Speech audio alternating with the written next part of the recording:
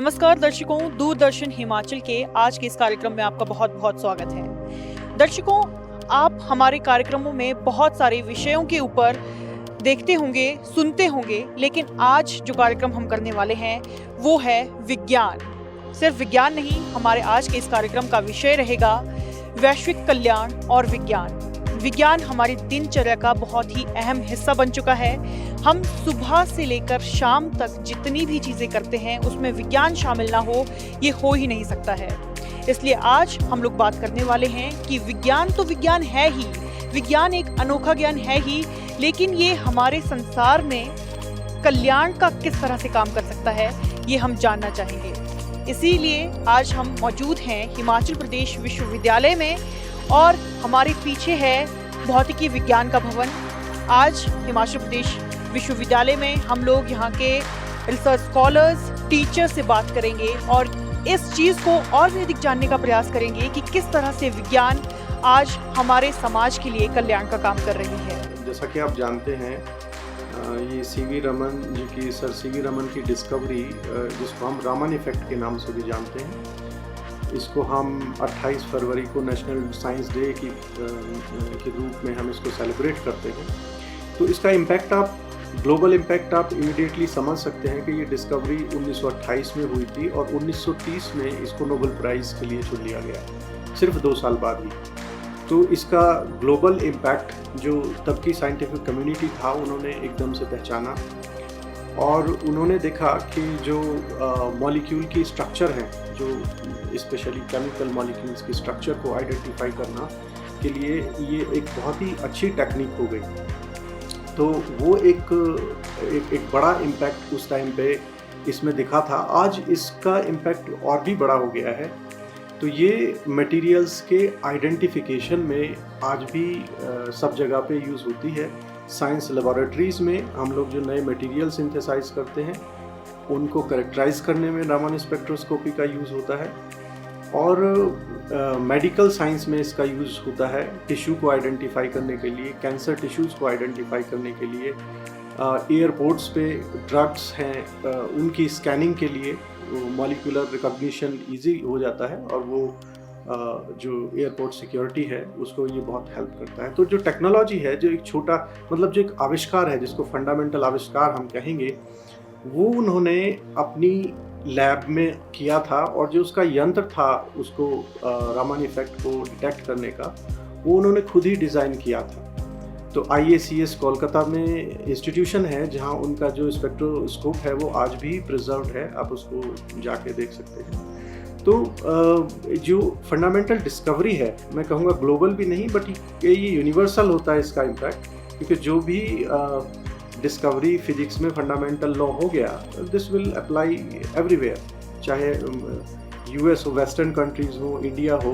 तो जैसे ही रमन स्पेक्ट्रोस्कोपी का आविष्कार हुआ, चाहे वो फिज़िक्स हो, चाहे वो केमिस्ट्री हो, चाहे वो बायो साइंस हो और बहुत सारे मेडिकल साइंस हो, कोई भी इससे बचा नहीं और इसका इम्पैक्ट 2 साल में ही रिकॉग्नाइज कर लिया गया था। सबसे बड़ी बात ये थी। मेरा नाम मनोज कुमार है। मैं सॉफ्ट कंडेंस मैटर फिजिक्स में PhD कर रहा हूँ हिमाचल प्रदेश यूनिवर्सिटी में और जो मेरा टॉपिक ऑफ रिसर्च है वो morphological study of conducting polymer P3ST and PCBM है। ये इस तरह के पॉलीमर है कि इनका यूज़ हम एज ए स्टोरेज मेमोरी में कर सकते हैं, फोटोवोल्टिक सेल में इसका यूज़ कर सकते हैं। इसकी जो मॉर्फोलॉजी स्टडी करने का हमारा मेन मकसद है, क्योंकि इसकी जो स्टेबिलिटी है, इसकी जो एफिशिएंसी है, अभी तक बहुत ही वीक है और यदि हम इस मॉर्फोलॉजी से हम इसका ये कर सकते हैं कि इससे हमारे, क्योंकि ये एज इसकी जो प्रॉपर्टीज़ है ये फ्लेक्सिबल होते हैं, इसका हम कार बोनेट में कर सकते हैं और इसका यूज़ हम एज ए फोटोवोल्टिक के तौर पर हम इसका यूज़ हम घरों की दीवारों में कर सकते हैं। मेरा नाम नवनीत सिंह ठाकुर है। मैं हिमाचल प्रदेश यूनिवर्सिटी में डिपार्टमेंट ऑफ फिज़िक्स में PhD स्कॉलर हूँ। मैं अपनी PhD प्रोफेसर नागेश ठाकुर के अंडर सुपरविज़न में कर रहा हूँ। मेरा जो PhD का टॉपिक है, जो PhD में जिस फील्ड में काम कर रहा हूँ, वो 2 डायमेंशन मटेरियल्स हैं, मेनली ग्रेफीन है। हुआ ऐसा था कि 2004 से पहले ऐसा माना जाता था कि 2 डायमेंशन मटेरियल एग्जिस्ट नहीं करते थे। और जब 2004 में बाय चांस दो साइंटिस्ट ने एक 2 डायमेंशन मटेरियल का आविष्कार किया जिसे ग्राफीन कहा जाता है। ग्राफीन बहुत ही वाइड एप्लीकेशंस है उसकी, आप हर फील्ड में ग्राफीन को मेनली देख सकते हैं। मेनली उसके जो एप्लीकेशंस हैं अगर कहा जाए तो उसका बहुत लाइट वेट है, बहुत हाईली कंडक्टिव है, हाई टेंसाइल स्ट्रेंथ है, उसकी जो टेंसाइल स्ट्रेंथ है इवन की स्टील से भी ज़्यादा है। तो अगर हम उसकी एप्लीकेशंस की बात करें तो हम उसको हर फील्ड में उसको अप्लाई कर सकते हैं। अगर बायोमेडिकल में देखें तो उसकी ड्रग डिलीवरी में भी उसकी एप्लीकेशंस हैं। वो लार्ज सरफेस एरिया प्रोवाइड करती है जिसकी वजह से ड्रग डिलीवरी हमारे लिए एक तरह से हम उसको मोर एफिशिएंट बना सकते हैं। टारगेटेड मेडिसिन में उसका यूज़ आ सकता है। और आप उसकी और एप्लीकेशंस की बात करें तो सुपर कैपेसिटर्स में उसका यूज़ हो सकता है, उसकी हाई एफिशिएंट बैटरीज में उसका काम हो सकता है, रडार एप्लीकेशंस में उसको हम यूज़ में ला सकते हैं। तो मैं मेनली इसके स्ट्रक्चर पे काम कर रहा हूँ, उसके स्ट्रक्चर की ऑप्टिमाइजेशंस पे मेरा काम है। दर्शकों, विज्ञान का तो हमारे सामाजिक कल्याण में और हमारे जीवन शैली में बहुत महत्वपूर्ण योगदान रहता ही है, लेकिन जब इस विज्ञान के साथ तकनीक भी मिला दी जाती है तो सोने पे सुहागा वाली बात हो जाती है। अभी हम लोग आ पहुंचे हैं हिमाचल प्रदेश यूनिवर्सिटी के बायोटेक्नोलॉजिकल डिपार्टमेंट में, जहां पर हम जानेंगे कि कैसे हमारे साइंस के साथ, हमारे विज्ञान के साथ तकनीक मिल रही है और कैसे हम इस क्षेत्र में और भी तरक्की कर रहे हैं। दर्शकों, जब हम लोग विज्ञान का नाम लेते हैं तो आज के समय में विज्ञान को प्रौद्योगिकी के साथ ना जोड़ा जाए, साइंस को टेक्नोलॉजी के साथ ना जोड़ा जाए, ये थोड़ी सी बात अटपटी लगेगी।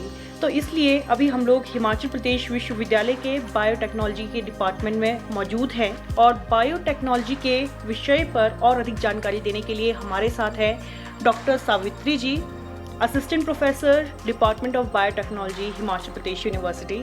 मैम, आपका स्वागत है। और सबसे पहले तो हम आपसे यही जानना चाहेंगे कि हम लोग बायोलॉजी सुनते हैं, केमिस्ट्री सुनते हैं, फिजिक्स सुनते हैं और फिर आते हैं बायोटेक्नोलॉजी के ऊपर। तो ये बायोटेक्नोलॉजी क्या है? जी नमस्कार। बायोटेक्नोलॉजी एक बहुत नया शब्द नहीं है। ये बायोलॉजी और टेक्नोलॉजी के अंतर संबंध से बना हुआ एक विषय है जो 1970-80 के दशक में सामने आया और इसकी उपयोगिता सबसे ज़्यादा सामने आई जब हमने अभी रिसेंटली पेंडेमिक देखा और कोविड महामारी देखी। तो बायोटेक्नोलॉजी में हम जीवों और जैविक प्रक्रियाओं को और उनसे निर्मित उत्पादों का उपयोग मानव जीवन की स्तर में और मानव जीवन में गुणवत्ता लाने के उद्देश्य से करते हैं। तो डॉक्टर सावित्री, जैसा आपने बताया कि बायोटेक्नोलॉजी का इस्तेमाल हम लोग मानव के डे टू डे लाइफ में उनकी गुणवत्ता को और भी उसमें सुधार लाने के लिए कर रहे हैं। मैम, ऐसे कौन कौन से क्षेत्र हैं बायोटेक्नोलॉजी में जिनमें ये फील्ड बायोटेक्नोलॉजी काम कर रही है? जी मानव जीवन का ऐसा कोई भी क्षेत्र नहीं है जिसमें बायोटेक्नोलॉजी का उपयोग ना हो रहा हो। जैसे कि अगर हम चिकित्सा के क्षेत्र में ही देखें तो चिकित्सा के क्षेत्र में, जैसे अभी मैं कोविड की बात कर रही थी, कोविड-19 की, तो उसमें जितने भी डायग्नोसिस और ट्रीटमेंट दोनों के जो हमें टेस्ट किट्स और वैक्सीन्स मिले वो बायोटेक्नोलॉजी की मदद से ही मिले। जो कोविड-19 के लिए कोविशील्ड, कोवैक्सीन, ये सारी चीज़ें बायोटेक्नोलॉजी की मदद से ही कंपनियों ने तैयार किए हैं। तो जैसा कि अभी हमने जाना कि बायोटेक्नोलॉजी का इस्तेमाल हमने कोविड-19 के दौर पे किया है, इसका मतलब है कि हमने सिर्फ कोविड-19 का आपने उदाहरण दिया है, हम लोग इसका इस्तेमाल मेडिसिन की फील्ड में कर रहे हैं। मैम, इसके अलावा हमारा जो देश है वो कृषि प्रधान देश है, आधी जनता जो है कृषि से संबंध रखती है, तो बायोटेक्नोलॉजी कृषि के क्षेत्र में किस तरह से योगदान दे रही है? कृषि के क्षेत्र में बायोटेक्नोलॉजी का बहुत बड़ा योगदान रहा है। जैसे कि फसलों की गुणवत्ता में सुधार लाना, नई फसलों की किस्म डेवलप करना, और जैसे आपने सुना होगा फसलों में पोषक तत्वों की कमी को पूरा करने के लिए भी बायोटेक्नोलॉजी अपना रोल प्ले कर रही है।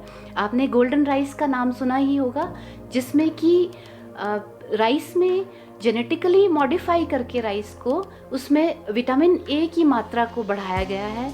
और इसी तरह आपने सुना होगा कि बीटी कॉटन, बीटी ब्रिंजल या बीटी टमाटर जैसे उत्पाद, बहुत सारी चीज़ें आई है जिसमें कि फसलों की या जो भी हमारे भोजन के लिए जो हमारे फसल हैं उसमें गुणवत्ता बढ़ाई गई है। जैसे कि कुछ फसलों को कीट प्रतिरोधी क्षमता के साथ उनको बनाया गया है, और जैसे टमाटर को जेनेटिकली मॉडिफाई करके उसकी शेल्फ लाइफ को बढ़ाई गई है। और कृषि में आप देखते होंगे हमारे इधर शिमला में ही सेंट्रल पोटैटो रिसर्च इंस्टीट्यूट है, जो कि हर कुछ समय के बाद नए नए फसलों की किस्म और नए अधिक उत्पादक फसलों की वैरायटीज़ बना रही है। तो दर्शकों, जैसा कि हमें डॉक्टर सावित्री ने बताया कि ये मेडिसिन के साथ साथ आज के समय में हमें कृषि में भी बहुत महत्वपूर्ण योगदान दे रही है। विज्ञान हमारे जीवन से अछूता नहीं रह सकता है। लेकिन जब हम लोग बात करते हैं विश्व स्तर की, तो डॉक्टर सावित्री, हम आपसे ये भी जानना चाहेंगे कि हिमाचल प्रदेश यूनिवर्सिटी, जो एक स्टेट लेवल की यूनिवर्सिटी है, वहाँ पर छात्रों को शोध के लिए किस किस तरह की सुविधाएं दी जा रही है, ताकि वे अपने शोध को आगे बढ़ाएं और विज्ञान के क्षेत्र में अपना योगदान दे सकें। जी, हमारे यहाँ पर एक तो हमारे पास पीजी की फैसिलिटी है। हमारे यहाँ पे पूरे देश से विद्यार्थी सेलेक्ट होकर, ऑल इंडिया एंट्रेंस के थ्रू सेलेक्ट होकर विद्यार्थी आते हैं और वो अपनी एमएससी की पढ़ाई यहाँ से करते हैं। तो और हमारा डिपार्टमेंट एमएससी के लिए पूरे देश के सभी विश्वविद्यालयों में के बीच में बहुत अच्छे स्थान पर आता है। और यहाँ पर उन बच्चों की पढ़ाई के लिए और साथ ही साथ उनको एमएससी के टाइम पे जो वो शोध कार्य करते हैं, जिसको एमएससी प्रोजेक्ट डिसर्टेशन बोलते हैं, उसके लिए बहुत बेहतरीन हमारे पास सुविधाएं हैं। और ये विद्यार्थी ऑल इंडिया लेवल के थ्रू आते हैं और उसमें ये फेलोशिप लेके आते हैं। ये विद्यार्थी प्रति माह 5,000 रुपये फेलोशिप अपनी लेते हैं और साथ ही साथ यहाँ पढ़ाई करते हैं। इसके अलावा हमारे विभाग में पीएचडी की फैसिलिटी है। बहुत सारे विद्यार्थी और जैसे नेशनल और इंटरनेशनल स्तर के रिसर्च यहाँ कर रहे हैं। यहाँ पर हम लोग बहुत तरह के एंजाइम्स पे काम कर रहे हैं, जिसमें कि कुछ विद्यार्थी ऐसे हैं जो कि वातावरण से या पर्यावरण से प्लास्टिक को विघटित करके उसके प्रेजेंस को कम करने की कोशिश कर रहे हैं। कुछ विद्यार्थी पेस्टिसाइड्स डिग्रेडेशन पे काम कर रहे हैं और बहुत सारे विद्यार्थी ऐसे हैं जो अलग अलग दवाइयों के उत्पादन में, कैंसर की ट्रीटमेंट के लिए एंजाइम्स कौन से हैं उसके लिए काम कर रहे हैं। और साथ ही साथ बहुत अलग तरह के फूड्स, जैसे जिसको हम प्रोबायोटिक फूड बोलते हैं या न्यूट्रास्यूटिकल फूड्स, जो कि पोषण के साथ साथ हमारे हेल्थ में भी बेनिफिट दें, उस तरह के काम कर रहे हैं। दर्शकों, विज्ञान के जहाँ पर बहुत सारे फायदे हैं, अगर इसे सही तरह से इस्तेमाल ना किया जाए तो ये बहुत विनाशकारी भी साबित हो सकता है। तो डॉक्टर सावित्री, हम आपसे ये भी जानना चाहेंगे कि विज्ञान का दुरुपयोग किस तरह से किया जा रहा है और हमें किन चीज़ों से बचना चाहिए ताकि हम विज्ञान का सिर्फ अच्छी चीज़ों के लिए ही इस्तेमाल कर सकें। बहुत अच्छा सवाल पूछा आपने। विज्ञान का उपयोग, जैसे अभी तक मैंने बताया कि ये सारे उपयोग थे जो पॉजिटिव वे में है, बट अभी आपने कुछ सुना होगा, जैसे कि जो यूक्रेन और रूस के युद्ध हो रहे हैं, उसमें आपने सुना होगा कि बायो वेपन्स का यूज़ हो सकता है या हो रहा है। और पहले भी बहुत चीज़ें हो चुकी है जिसमें जो हमारा एक सूक्ष्म जीव होता है, बैसिलस एंथ्रेसिस, उसको यूज़ किया गया है एज ए बायो वेपन। तो विज्ञान ने हमें बहुत कुछ दिया है और विज्ञान से वैज्ञानिक इतने सबल हो गए हैं कि वो हमारे एक इंसान का एक प्रतिरूप तैयार कर सकते हैं एज ए क्लोन। पर मुझे लगता है कि विज्ञान की सार्थकता तभी तक रहेगी जब तक हमारी सोच सकारात्मक है। तो कहते हैं ना कि विज्ञान ने इंसान को इतना बना दिया है कि वो भगवान के बराबर तक आ चुका है। पर विज्ञान की सार्थकता तभी रहेगी जब हम इंसानों की सोच भी भगवान जैसी रहेगी, हम सबके कल्याण के लिए सोचेंगे। दर्शकों, डॉक्टर सावित्री जी ने हमें जानकारी दी बायोटेक्नोलॉजी के बारे में। उनसे बातचीत करने के बाद हम आए हैं बायोटेक्नोलॉजी डिपार्टमेंट की लैब में, जहां पर हम देखेंगे कि यहां पर विद्यार्थी किस तरह का शोध करते हैं। ये जानकारी सिर्फ ना हमारे ज्ञान में बढ़ावा देगी बल्कि हमें प्रोत्साहित भी करेगी कि हमें इस क्षेत्र में और किस तरह से अपने करियर को देखने की ज़रूरत है। तो चलिए बात करते हैं यहाँ के शोध करते हुए विद्यार्थियों से। मैं यहाँ पे पीएचडी माइक्रोबायोलॉजी में हूँ एंड ये मेरा सेकेंड ईयर है। बेसिकली जो मेरा रिसर्च वर्क है वो एक एंजाइम पे है और मैं अभी काइटिनेज एंजाइम पे वर्क कर रही हूँ। काइटिनेज बेसिकली क्या करता है, जो काइटिन मोनोमर होते हैं उसको ब्रेक डाउन करता है मोनोमर्स में। तो काइटिनेज की जो एप्लीकेशंस है वो वेरियस फील्ड्स में है, लाइक एग्रीकल्चर, मेडिकल और भी बहुत सारे इंडस्ट्रियल सेक्टर्स है जहाँ पे ये एंजाइम हम यूटिलाइज़ कर सकते हैं। जैसे कि हम जानते हैं कि केमिकल पेस्टिसाइड्स और इंसेक्टिसाइड्स हमारे एग्रीकल्चर फील्ड को और ह्यूमन हेल्थ को, इन्वायरमेंट को बहुत ज़्यादा इफ़ेक्ट कर रहे हैं। तो आज के टाइम में बहुत एक अर्जेंट नीड है ताकि हम एक अल्टरनेटिव वे ढूंढ सकें जिससे हम केमिकल पेस्टिसाइड्स और इंसेक्टिसाइड्स का यूज़ मिनिमाइज़ कर सकें। और काइटिनेज एंजाइम ही एक ऐसा यूज़ है। काइटिनेज को हम एज अ बायो पेस्टिसाइड और बायो इंसेक्टिसाइड यूज़ कर सकते हैं। ये एक बायोलॉजिकल कंट्रोल एजेंट है। बायोलॉजिकल कंट्रोल एजेंट होने के साथ ये इन्वायरमेंट के लिए बिल्कुल सेफ़ है और इन्वायरमेंट फ्रेंडली है। तो इससे क्या होगा कि ह्यूमन हेल्थ भी अफेक्ट नहीं होगी और हमारा इन्वायरमेंट भी अफेक्ट नहीं होगा। मैं यहाँ पे रिसर्च कर रही हूँ एक प्लांट पे, दैट इज़ मोरिंगा ओलिफेरा जिसका नाम है, जिसको हम लोकल लैंग्वेज में सहजन के नाम से जानते हैं। तो बेसिकली मेरे प्लांट का जो रोल है that is in water purification. हम जानते हैं कि आजकल पानी की वजह से बहुत सारी बीमारियां फैल रही हैं, जैसे कॉलरा हो गया, टाइफाइड हो गया। तो इन सब की ट्रीटमेंट के लिए ये प्लांट का बहुत ज़्यादा रोल है। साथ ही साथ हम इससे बहुत सारी बीमारियों के लिए, बहुत सारी जैसे कि कैंसर का ट्रीटमेंट के लिए हम इससे मेडिसिन्स बना सकते हैं। और भी बहुत सारी चीज़ें, जैसे कोई भी ऑर्गेनिज़म्स हैं, जैसे जीवाणु हैं, जैसे स्टेफाइलोकोकस है, जिसकी वजह से बहुत सारी बीमारियां हो रही हैं। तो इन सब की ट्रीटमेंट में ये बहुत ज़्यादा हमें हेल्प कर सकता है। मैं लाइपेज एंजाइम के ऊपर काम कर रही हूँ। एंजाइम्स एक बायोकैटलिस्ट्स होते हैं जो कि एक रिएक्शन, जो हमारे रिएक्टेंट्स होते हैं उनको प्रोडक्ट में कन्वर्ट करते हैं। तो जो एक लाइपेज एंजाइम है ये बायोलॉजिकल सोर्स है जिससे हम अब कोई भी केमिकल रिएक्शंस को केमिकली ना करके हम बायोलॉजिकल फॉर्म में कर सकते हैं। तो मैंने अपने एंजाइम को, अपने लाइपेज एंजाइम को यूज़ करके एक बायोसर्फेक्टेंट, एक सर्फेक्टेंट को बनाया है जिससे कि हम शैम्पूज या दवाइयों में, किसी भी चीज़ में as a anti foaming agent हम इस्तेमाल कर सकते हैं। तो इस प्रक्रिया को हम केमिकली भी कर सकते हैं, लेकिन अगर हम केमिकली करते हैं तो हमें बहुत ज़्यादा टेम्परेचर, बहुत ज़्यादा प्रेशर की ज़रूरत होती है जो कि हमारे एनवायरनमेंट के लिए हार्मफुल साबित हो सकता है। और साथ ही हमें बायो प्रोडक्ट्स जो मिलते हैं वो भी काफ़ी नुकसानदायक हमारे एनवायरनमेंट के लिए हो सकते हैं। लेकिन अगर हम इसे अपने एंजाइम्स के या बायोलॉजिकल कैटलिस्ट के साथ हम करते हैं तो ये एक ग्रीनर मेथड है किसी प्रोडक्ट को बनाने के लिए। तो मेरे हिसाब से हमें अगर बायोलॉजिकली हम किसी भी प्रोडक्ट को बना रहे हैं तो that is much safer and beneficial for our environment. Thank you. हम बैक्टीरियाज़ पे काम करते हैं। तो बैक्टीरिया एक ऐसा कंपाउंड प्रोड्यूस करता है जिसे हम पॉलीहाइड्रोक्सी एल्केनोइड कहते हैं। इस पे मेरा काम है। तो जब हम पॉलीहाइड्रोक्सी एल्केनोइड को बैक्टीरिया से एक्सट्रैक्ट करते हैं तो उसको हम बायोप्लास्टिक बनाने के लिए यूज़ कर सकते हैं। आजकल जैसे प्लास्टिक्स जो हैं वो हमारे वातावरण को कितना प्रदूषित कर रहे हैं क्योंकि वो बायोडिग्रेड नहीं होते। तो पॉलीहाइड्रोक्सी एल्केनोइड से जो हमारे पास बायोप्लास्टिक बनेगा वो 3 से 4 महीने में पूरी तरीके से बायोडिग्रेड हो सकता है। ये हमने अपनी लैब में यहाँ पे टेस्ट किया है कि अगर हम उसको सॉइल में जब हम वो मिट्टी के साथ मिलता है तो वो पूरी तरीके से बायोडिग्रेड हो जाता है। तो ये जो पूरा प्रोसेस है कि हम बैक्टीरिया से उसको जब निकालते हैं और उससे जो बायोप्लास्टिक बनाते हैं तो वो पूरा प्रोसेस की हम कॉस्ट कैसे कम कर सकते हैं, इस पे मेरा काम है। और ताकि जो इंडस्ट्रीज़ हैं वो ज़्यादा से ज़्यादा इसको अपना सके और बायोप्लास्टिक को कॉमन यूज़ में लाया जा सके। ये एक पेटेंट हमारे विभाग में प्रोफेसर एस कंवर और उनकी टीम के लिए मिला है। ये पेटेंट एक इस तरह के एंजाइम की खोज के लिए मिला है जो कि कैंसर के इलाज के काम आ सके। तो ये एंजाइम L-मेथियोनेज है। इन्होंने इस एंजाइम को सूक्ष्म जीवों के द्वारा निकाला है और इसमें इस एंजाइम में उन्होंने ये देखा, जब इनको कैंसर सेल्स के ऊपर लैब में ग्रो करके देखा तो ये देखा गया कि ये एंजाइम कैंसर सेल्स को किसी तरह ख़त्म करने में बहुत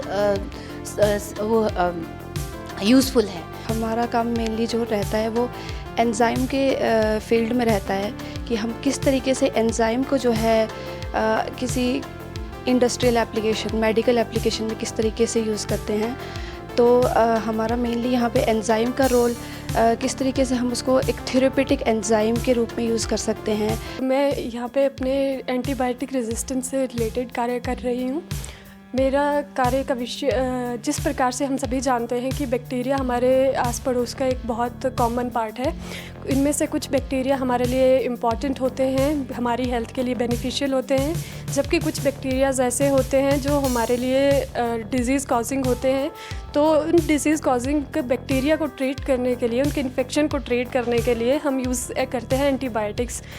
लेकिन जब एंटीबायोटिक्स के अनजुडिशियल यूज़ हम करते हैं या फिर उनकी डोजेज सही से नहीं लेते हैं, तो वो बैक्टीरिया जो है वो एंटीबायोटिक रेजिस्टेंट हो जाते हैं। तो मेरा कार्य मेनली फोकस्ड है इन्हीं एंटीबायोटिक रेजिस्टेंट बैक्टीरिया को ट्रीट करने के लिए, और इनके जो मेजर कॉजेज़ हैं, किस कारण ये एंटीबायोटिक रेजिस्टेंस होती है और किस तरह उसको हम ट्रीट कर सकते हैं। ये हमारे डिपार्टमेंट का स्पेशल इक्विपमेंट रूम है, जो कि पूरे डिपार्टमेंट की सेंट्रलाइज्ड फैसिलिटी है। वैसे तो सभी लैब्स में सारे इंस्ट्रूमेंट्स अवेलेबल हैं, पर कुछ जो सोफिस्टिकेटेड इंस्ट्रूमेंट्स हैं वो हमने इस रूम में रखे हैं, जो सभी डिपार्टमेंट्स के शोधार्थियों और एमएससी स्टूडेंट्स के लिए अवेलेबल है। लाइक हमारे पास जैसे सेंट्रीफ्यूज मशीन्स हैं, पीसीआर मशीन्स हैं, एचपीएलसी, जीएलसी की फैसिलिटी वो हमने इस रूम में प्रोवाइड कराई है। दर्शकों, आज के इस कार्यक्रम में हमने जाना कि विज्ञान किस तरह से विश्व के कल्याण के लिए अहम भूमिका निभा सकता है। विश्व मतलब सभी जीव जंतु, हमारा पर्यावरण, हमारा समाज। आज की बदलती दुनिया में विज्ञान अंधकार से प्रकाश की ओर एक मार्ग है, हर एक समस्या का हल है। अगर हम लोग बात करें कल्याण की, तो कल्याण का एकमात्र रास्ता हमें जो दिखता है वो है विज्ञान। उम्मीद है आपको ये कार्यक्रम पसंद आया होगा। आप हमारे YouTube चैनल पर कमेंट के ज़रिए हमें बता सकते हैं कि और किस तरह के कार्यक्रम आप देखना पसंद करेंगे, और हमारे कार्यक्रमों में किस तरह के सुझाव आप दे सकते हैं, ये भी आप हमें बता सकते हैं। हम मिलेंगे आपसे अपने अगले कार्यक्रम में। तब तक के लिए धन्यवाद।